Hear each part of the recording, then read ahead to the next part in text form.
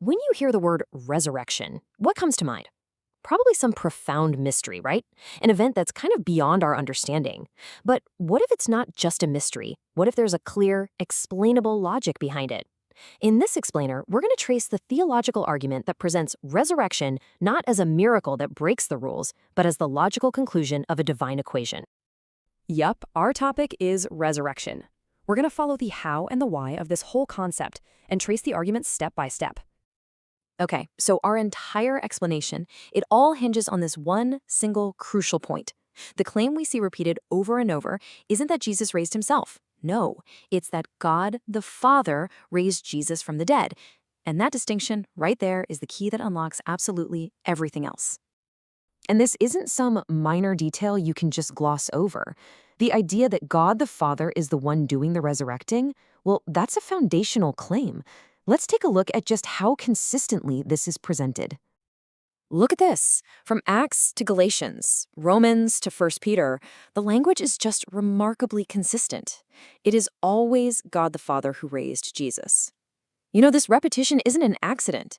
It establishes a really clear order of events that serves as the non-negotiable starting point for this entire argument. So if the resurrection is the answer, then you have to ask, what was the original problem? Well, to find that, we've got to go all the way back to the beginning, to this figure known as the first Adam, who represents humanity's starting point. This is humanity's core dilemma, right here. The first Adam is bound by a condition he just can't escape. The rule is simple: keep the commandments and you get to live. But being trapped in a state of sin, humanity finds this impossible, and so death becomes this unconquerable reality. So how do you solve what seems like an unsolvable problem? You introduce a new variable into the equation.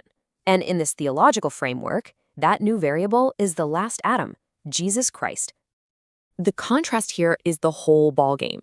Both the first and the last Adam are operating under the exact same rule: keep the commandments to live. But where the first Adam fails, the last Adam succeeds perfectly.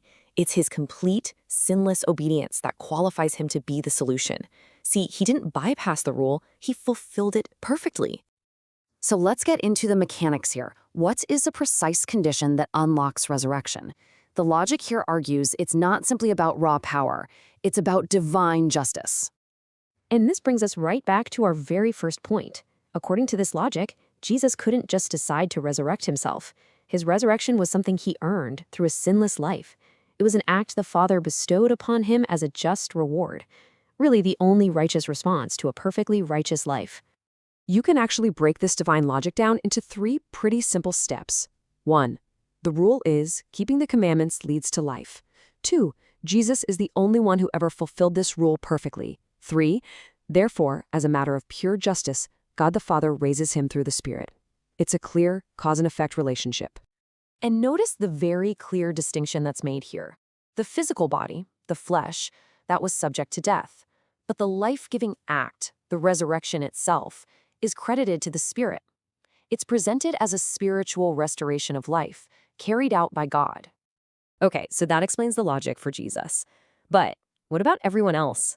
The argument is that this wasn't just a one-time event. It was a precedent that established a promise for all of humanity.